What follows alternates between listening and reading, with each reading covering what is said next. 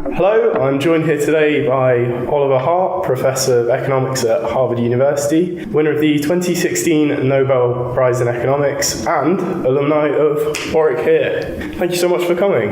You're welcome. Happy to be here. So, as an ex-Warwick student, how would you characterise your time here? What were some of the highlights or important things?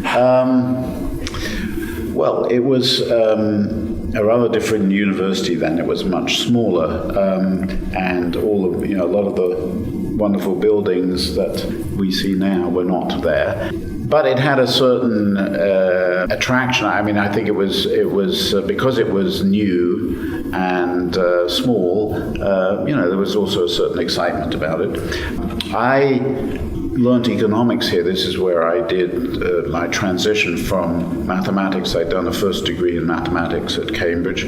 I knew no economics at all, and for various reasons I wanted to do economics. And the way I did it was I did the master's degree here, but because I knew nothing, I did the first year sort of catching up by doing some undergraduate courses, and then in the second year, and maybe I think some of the master's courses, but then I really did the serious master's part in the second year. I think I got out of it a very kind of rigorous start, and I learned economics, which were, the way it was taught, some of it at least was quite mathematical, which played into my mathematics background. And I found later on, when I went to Princeton to do my PhD in the US, and my training actually was better in the basics than that of the other students. And I think that was a combination of the mathematics at Cambridge and the rigorous approach, particularly to microeconomics, that I'd received at Warwick. So I would say that the best thing about it was it really provided the foundation for everything that's followed. Good. So that was the good news. It was socially, I will say, it was a little challenging for me at the time, because the number of fellow graduate students or postgrads, either the master's or doctoral level, the number was very small. And most of my classmates were actually married, so they would come in. It would be sort of 9 to 5 for them, whereas I afterwards was looking around to do something. I was living on campus in my first year, and there weren't that many people to play with. So that was the less good part. Would you recommend that change in a different route in academia? Would you recommend that to other people, or is it only for a few that it really works for? Mathematics to economics, or what? From different disciplines as you progress in academia. Well, I think I think it's certainly a possible thing to do. In fact, I have during my career, in a way, made a further change, not as dramatic, but I've become interested in law because my work has moved towards contracts, which was not where I started in economics. And in order to I think, do good work in the economics of contracts, you also have to understand legal aspects of contracts and the way lawyers think about contracts. And so that led me to hang out with lawyers in law schools, and even to take a course at a law school. I mean, not for credit, but I sat in on a contracts course, and I talk a lot to lawyers, and I've actually liked the law a lot, and I knew nothing about it before. I would say that's an example of how my interests have evolved, and I don't see why other people wouldn't want to do something like that too. Good. So it's not the end if you just pick your undergraduate degree. I'm sure lots of people here are unsure of what they've picked. With regards to your work, obviously there's no award with more academic prestige than the Nobel Prize. Could you just talk me through kind of the process of receiving it or being nominated and all of that? Oh, well, it's yes, it was a thrill beyond almost description to get it. I mean, the process, there's quite a lot of obscurity to it. I mean, I think quite deliberately the Swedes keep their cards close to their chest. A lot of people, and I'm one of them, gets a form, a nomination form. So they send out forms every year in about November, saying, do you want to nominate someone? You can't nominate yourself. And, you can decide to nominate someone and make a case for why they should get it. So you don't just put down the name. You have to say, this is what they've done, this is why I think they should get it, and so on. And you can nominate up to 3 people, because they never give the prize to more than 3. That's the max. I've done that over the years, and sometimes it's often the case you don't have to make you can nominate the same. Once you've decided to nominate someone, you can continue that same. They want you have to renominate every year, so you could nominate the same person, for 20 years until they win, or until or you may give up at some point and say it's obviously not going to happen, switch to somebody else. Anyway, that's what goes on. Now, how do you know? And then I think the Swedes, look at all of these things, and also they do their own.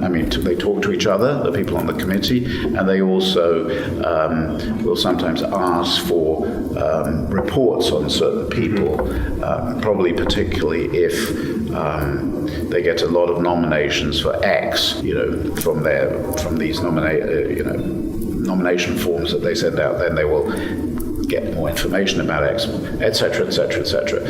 You never know whether you are under serious consideration. Really? No. At what point do you know? Really? Well, only when they call. Yeah. You can guess. You only guess because maybe other people suggest you're a strong candidate, or you'll get it one day or something. That's of course not coming from them. It's coming from friends or colleagues. So I guess I thought I had a shot at it, just on the basis of that, but no firm information at all. And then, yes, you hear on the morning, because I think the point is it's not official until it's voted on the day. So in my case, it was October 10th. The Royal Swedish Academy of Sciences has a meeting, which includes obviously not just economists but scientists, some social scientists, but many physicists, chemists, and so on and so forth. And they have a vote. The case is presented, and then they vote. And only after they voted. They vote on each candidate separately, I believe. So only after that is approved have you actually won, and then they call you. Until that point, they could, and I don't know how often or whether this has ever happened, but in principle, you could be up for it. The committee could say Jonathon should get it, and then when the vote comes, they could say no. The majority could say no, and then you're out. And so, so you have to wait for the call. That bit you have to wait for the call, and then your world changes once you receive that call. And of course, your work's obviously very complex, hence the Nobel Prize. How would you describe it to, say, not necessarily the person on the street, but someone at the university who wasn't as into economics? Well, I would describe it as it's about incomplete contracts. It was part of a prize, so I won it with Bengt Holmström, who, and it was a prize for contracts, and he works on one part of contracts, mainly on something that is called the principal agent problem, which is basically how I should incentivize you to do something for me. I can't do it myself. I want you to do it, but I can't quite see what you're doing, how much effort you're putting in, how you're allocating your effort among different tasks. So, to what extent is pay for performance a way to get good results, and to what extent is it perhaps not such a good way? So that's the kind of thing he's worked on. What I worked on was more what's called incomplete contracts. So I'm interested in situations where two parties, it could be two firms, or it could be an investor and an entrepreneur. So they write a contract, and if it's a contract of any length, it's almost inevitably going to have things missing from it. So contingencies may occur during the course of our relationship which we couldn't anticipate well enough to put in the contract. So the contract won't really say exactly what we're meant to do in this kind of situation. Or it can also be ambiguous. That is often the case, that something will happen where we look at the contract and it can be interpreted in different ways. So these are incomplete contracts. And what I've focused on, and I've done this work with co-authors, what we focused on was the following.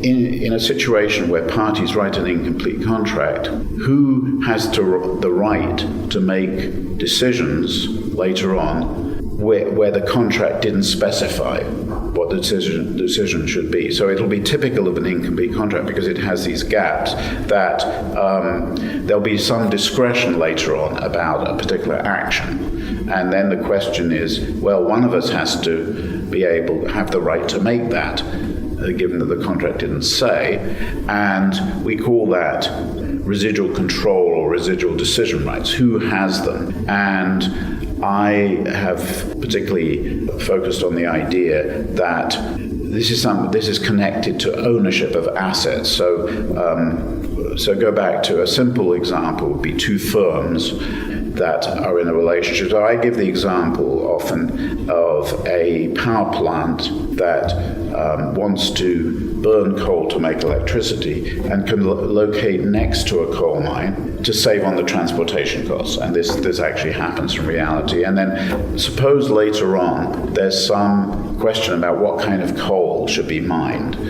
An example again I use is low ash content coal or high ash content coal. And imagine that the contract didn't say, it left out that issue. Well, then I would argue that the residual decision or control right lies with the owner of the coal mine. So if I'm the power plant and you're the coal mine and we're separate entities, you own the mine, I own the power plant, then if you can satisfy the contract either with low ash or high ash coal, because the contract didn't specify, then you as the owner of the mine will get to decide, because it's your mine. You can say, take the coal out of this part of the mine or take the coal out of that part of the mine, because you own the thing. It's your decision. I can't impose that decision on you. The only way I could get the coal I want in that sort of situation is to renegotiate the contract. So I could say, Jonathan, you have the right to